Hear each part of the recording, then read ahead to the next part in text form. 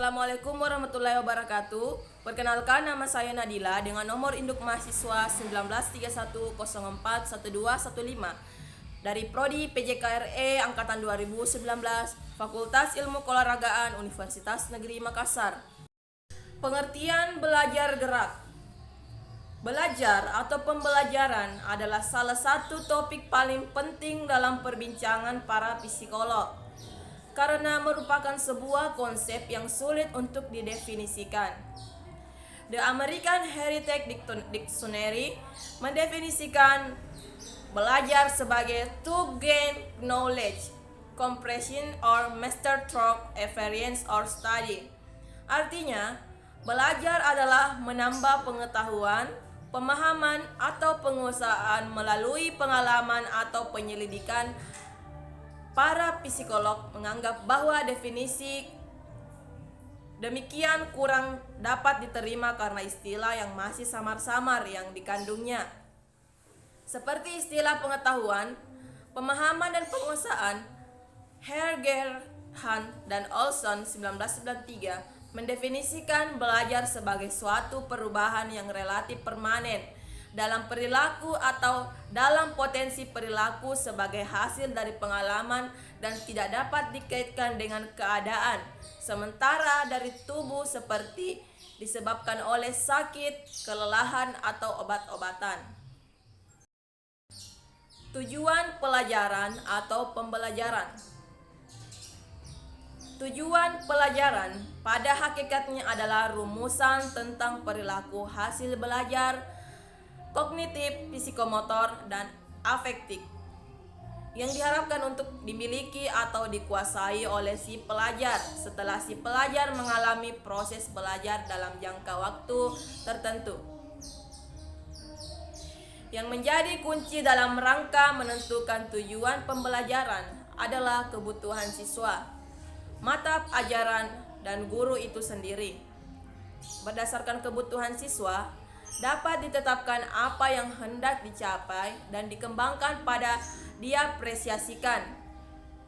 Berdasarkan apa mata pelajaran yang ada dalam petunjuk kurikulum, dapat ditentukan hasil-hasil pendidikan yang diinginkan. Guru sendiri adalah sumber utama tujuan bagi para siswa dan dia harus mampu menulis dan memilih tujuan pendidikan yang bermakna dan dapat diukur. Satu tujuan pembelajaran sebaiknya memenuhi kriteria sebagai berikut. A. Tujuan itu menyediakan situasi atau kondisi untuk belajar, misalnya dalam situasi bermain, peran. B. Tujuan mendefinisikan tingkah laku siswa dalam bentuk dapat diukur dan dapat diamati. Dan C. Tujuan menyatakan tingkat minimal perilaku yang dikehendaki, misalnya pada peta Pulau Jawa, siswa dapat mewarnai dan memberi label pada sekurang-kurangnya 3 gunung utama. Selanjutnya, komponen dalam memahami pengertian pembelajaran. Kegiatan pembelajaran merupakan kegiatan interaksi secara dua arah sehingga seluruh komponen terkait harus memiliki hubungan timbal balik yang baik pula. Komponen-komponen dalam memahami pengertian pembelajaran diantaranya yang pertama, guru atau pendidik atau guru dikatakan baik jika memiliki kemampuan dan kapasitas dalam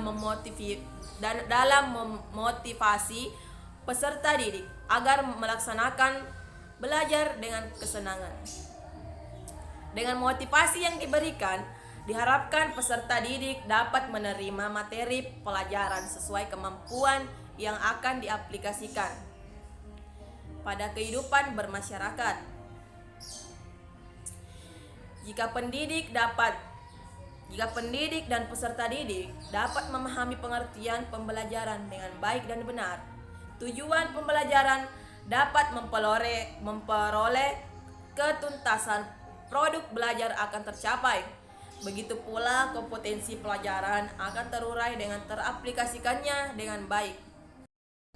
Kedua, peranan peserta didik dalam proses pembelajaran guna memahami pengertian pembelajaran adalah sebagai penerima materi dan pembelajar.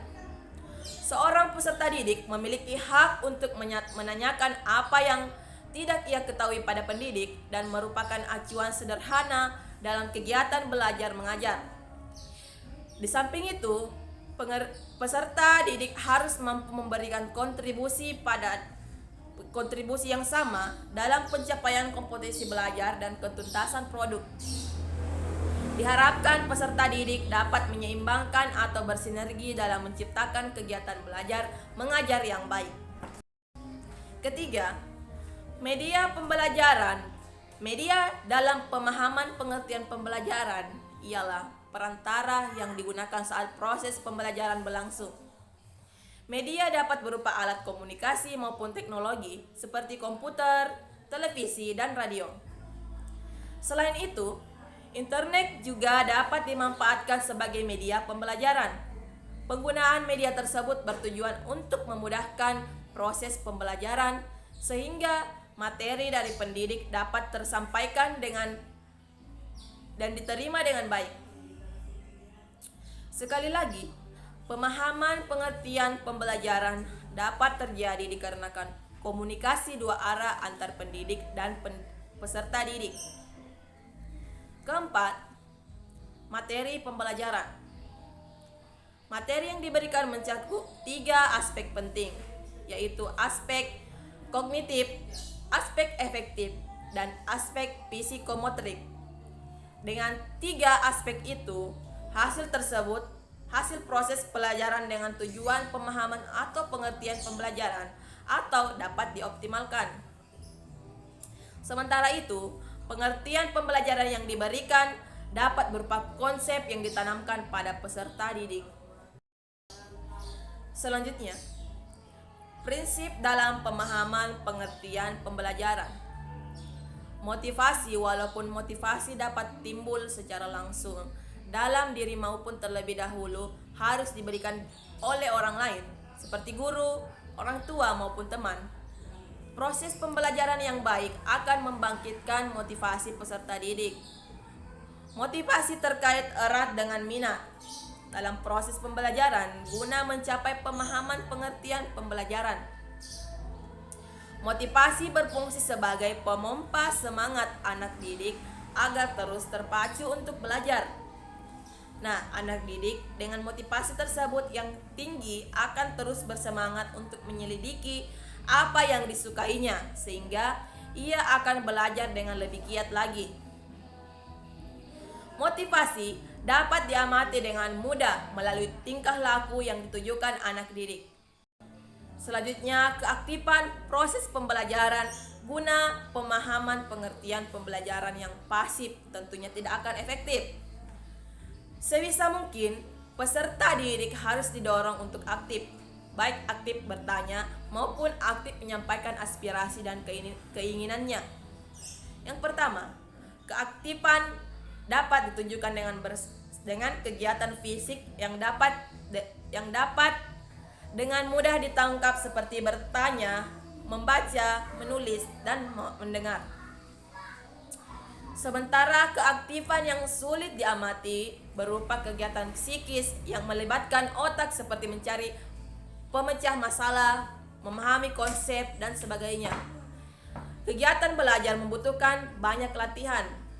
Semakin sering berlatih, mengulang materi yang diberikan oleh peserta didik, akan semakin mahir mengerti hal yang ia telah dapatkan. Selain itu, kreativitas anak didik biasanya muncul setelah ia menguasai apa yang ia pelajari karena konsep yang ia miliki sudah matang dan tertata. Kedua, terlibat langsung. Proses pembelajaran guna pemahaman pengertian pembelajaran dapat teraplikasi secara baik apabila suatu tindakan belajar dilakukan sendiri oleh peserta didik, bukan pembelajaran yang diwakilkan. Peserta didik mengalami sendiri proses belajar dan mengamatinya setiap detail sehingga ia mampu mendeskripsikan apa yang ia alami. Contohnya, seorang ingin tahu cara membuat batik. Dia belajar melalui buku atau sekedar mendengar cerita dari pembuat batik akan kurang efektif karena kesempatannya untuk beraktivitas dan mencari tahu sendiri tidak diberikan. Nah, sementara itu ketika seorang mengamati langsung dengan proses pembuatan batik akan lebih efektif karena dia terjun langsung dalam dan melakukan aktivitas lainnya. Itulah pengertian pemahaman pembelajaran secara eksplisit. 3. Pengulangan ibarat pisau yang diasah berkali-kali akan menjadi semakin tajam. Pengulangan materi pelajaran yang telah didapat juga dapat mempertajam ingatan. Pengulangan dapat dilakukan dengan berbagai cara. Menuliskannya kembali setelah membaca, membuat catatan kecil, atau melakukan tanya jawab dengan teman mengenai materi yang sudah dipelajari. 4. Tantangan belajar dapat diumpamakan sebagai medan yang sulit, sehingga untuk mengatasinya perlu kemampuan untuk menaklukkan medan tersebut. Caranya, peserta didik diberi motivasi untuk mengubah tantangan yang sulit tadi menjadi suatu yang menyenangkan dengan caranya sendiri. Semangat untuk menyelesaikan pun akan timbul. Jika tantangan dapat diatasi, tujuan belajar pun tercapai. Dalam pencapaiannya, peserta didik dipahamkan akan pengertian pembelajaran melalui tantangan nyata secara materi ataupun psikologi. 5. Perbedaan karakter individu. Masing-masing orang memiliki karakter berbeda. Sikap dan cara dalam menjawab tantangan pun berbeda-beda. Pendidik harus dapat memberikan perilakuan sesuai karakteristik yang dimiliki oleh anak didiknya. Metode pengajaran dan pengertian pembelajaran yang terarah dengan baik secara simultan pada akhirnya dapat dipahami peserta didik. Namun, proses pemahaman akan mengalami perbedaan. Adapun yang perlu dijelaskan berulang kali, ada pula yang dapat langsung mengerti setelah dijelaskan. Pendidik harus pandai-pandai dalam memberikan perhatian khusus bagi anak didik, terutama dengan karakteristik yang berbeda dengan lainnya, agar tetap bisa menerima materi dengan baik. Prestasi gerak belajar. A. Pengertian prestasi. Prestasi belajar siswa tidak dapat dipisahkan dari kegiatan belajar, karena belajar merupakan suatu proses, sedangkan prestasi belajar adalah hasil dari proses pembelajaran tersebut. Bagi seorang anak, belajar merupakan suatu kewajiban. Berhasil atau tidaknya seorang anak dalam pendidikan tergantung pada proses belajar yang dialami oleh anak tersebut. Prestasi adalah hasil yang telah dicapai seseorang dalam melakukan kegiatan. Gen menyatakan bahwa prestasi belajar dibedakan menjadi 5 aspek, yaitu kemampuan intelektual, strategi kognitif, informasi verbal, sikap, dan keterampilan. Menurut Bloom dalam Suharsimi Arikunto, bahwa hasil belajar dibedakan menjadi 3 aspek, yaitu kognitif, efektif, dan psikomotorik. Prestasi adalah hasil dari suatu kegiatan yang telah dikerjakan, diciptakan baik secara individu maupun secara kelompok. Kata prestasi berasal dari bahasa Belanda, yaitu prestatik, yang berarti usaha, hasil usaha.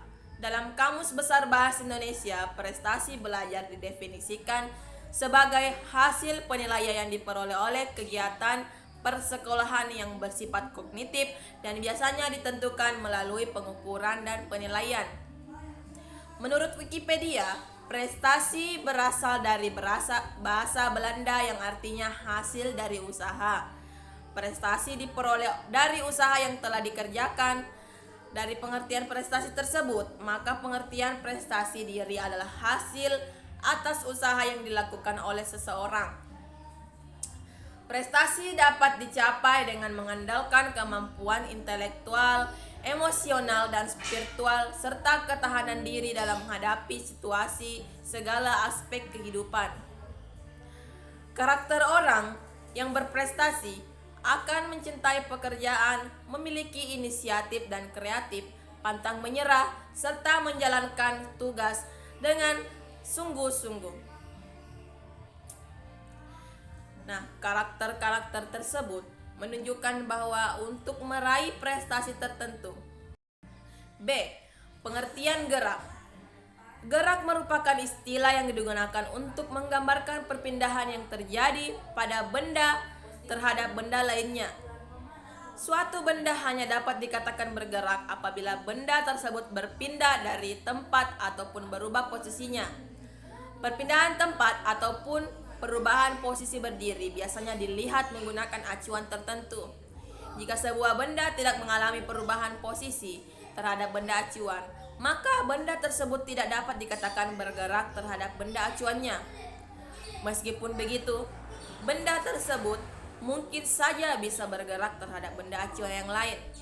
Misalkan orang yang menaiki mobil dari kota A ke kota B, atau orang tidak bergerak terhadap mobil tetapi bergerak terhadap kota A. Selanjutnya pengertian gerak menurut para ahli. Yang pertama, menurut Kamajaya, gerak merupakan sebuah kedudukan terhadap suatu titik acuan ataupun titik yang menjadi patokannya. Kedua, Ruslan, Tries, dan Cahyo W. Menurut Ruslan, Tries, dan Cahyo W, pengertian gerak adalah perubahan kedudukan suatu benda terhadap benda lain ataupun terhadap titik acuan tertentu.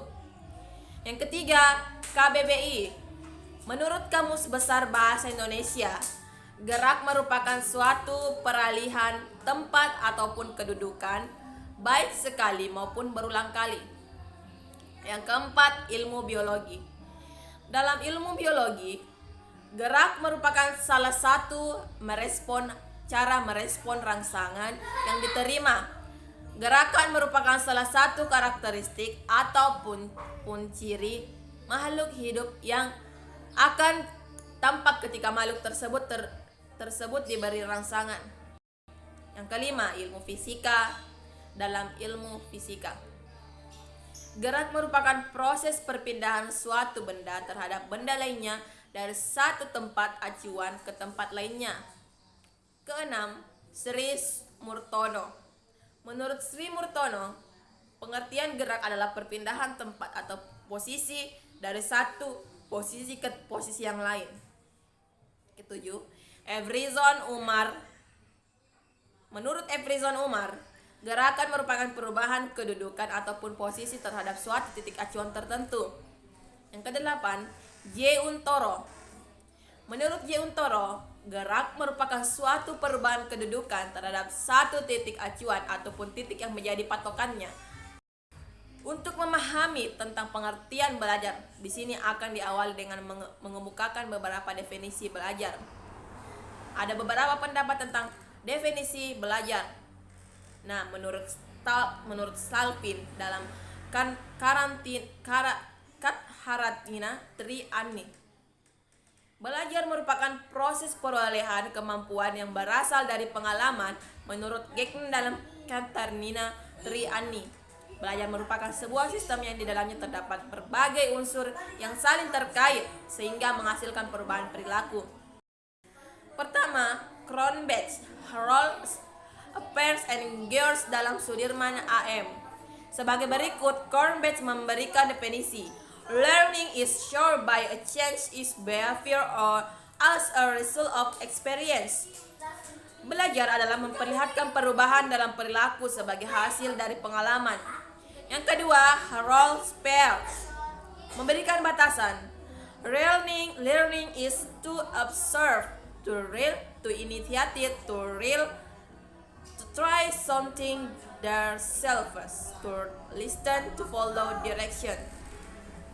Belajar adalah mengamati, membaca, berinisiasi, mencoba sesuatu sendiri, mendengarkan, mengikuti petunjuk arah. Ketiga ada George mengatakan bahwa learning is a change in performance as a result of practice. Belajar adalah sebuah perubahan dalam menampilkan berbagai hasil praktek. Keempat, sedangkan menurut Bell Gardner dalam Udin S. Winankoda 2008, pengertian belajar adalah proses yang dilakukan oleh manusia untuk mendapatkan aneka ragam kompetensi, skill, dan attitude. Kemampuan atau skills dan sikap attitude tersebut diperoleh secara bertahap dan berkelanjutan melalui dari masa bayi sampai masa tua melalui rangkaian proses belajar sepanjang hayat. Belajar merupakan kegiatan yang terjadi pada semua orang tanpa mengenal batas usia dan berlangsung seumur hidup atau long life educational. Belajar merupakan usaha yang dilakukan seorang melalui interaksi dengan lingkungannya untuk merubah perilakunya. Dengan demikian, hasil dari kegiatan belajar adalah berupa perubahan perilaku yang relatif permanen pada diri orang yang belajar. Perubahan tersebut diharapkan adalah perubahan perilaku positif. Belajar pun dapat didefinisikan sebagai suatu proses yang mana suatu kegiatan berasal dari berubah lewat reaksi dari suatu situasi yang dihadapi. Dengan keadaan bahwa karakteristik dari perubahan aktivitas tersebut tidak dapat dijelaskan dengan dasar kecenderungan reaksi asli, kematangan atau perubahan sementara dari organisme. Learning is third process by which an activity that the characteristic of the change is activity cannot be explained on the basis of native response, tender size, maturation, and temporary stage of the organism.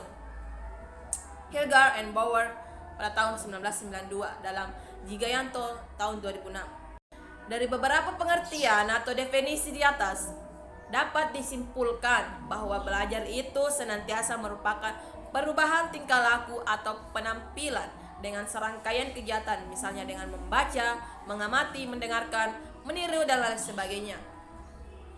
Juga belajar itu akan lebih baik kalau si subjek belajar itu mengalami atau melakukannya. Jadi tidak bersifat verbalistik. Belajar sebagai suatu kegiatan individu sebenarnya merupakan rangsangan individu yang dikirim kepadanya oleh lingkungan. Dengan demikian, terjadi kegiatan belajar yang dilakukan oleh seorang individu dapat dijelaskan dengan rumus antar individu dan lingkungan. Selaras dengan pendapat-pendapat di atas, Tursan Hakim mengemukakan bahwa belajar adalah suatu proses perubahan di dalam kepribadian manusia, dan perubahan tersebut ditampakkan dalam bentuk peningkatan kualitas dan kualitas tingkah laku seperti peningkatan kecakapan, pengetahuan, sikap, kebiasaan, pemahaman, keterampilan, daya pikir, dan lain sebagainya. Hal ini berarti bahwa peningkatan kualitas dan kualitas tingkah laku seorang diperlihatkan dalam bentuk bertambahnya kualitas dan kuantitas kemampuan seseorang dalam berbagai bidang. Nah, dalam proses belajar, apabila seorang tidak dapat suatu peningkatan kualitas dan kuantitas kemampuan, maka orang tersebut sebenarnya belum mengalami proses belajar, atau dengan kata lain, ia mengalami kegagalan di dalam proses belajar. Yang terakhir, kesimpulannya yaitu penyampaian suatu keterampilan dipengaruhi oleh banyak faktor. Demikian juga dengan proses pembelajaran yang dipengaruhi oleh penguasaan keterampilan di antaranya yaitu faktor proses belajar, faktor pribadi anak yang belajar, serta faktor situasi. Sedangkan dalam belajar gerak, faktor anak merupakan faktor yang harus diperhatikan karena berkaitan dengan faktor motivasi, pengalaman masa lalu, kemampuan abilities, serta tahapan pembelajaran geraknya. Tahapan pembelajaran gerak menunjukkan berada pada posisi manakah seorang pembelajar ketika mempelajari suatu keterampilan tertentu. Demikian pembahasan saya. Kurang lebihnya mohon dimaafkan. Wassalamualaikum warahmatullahi wabarakatuh.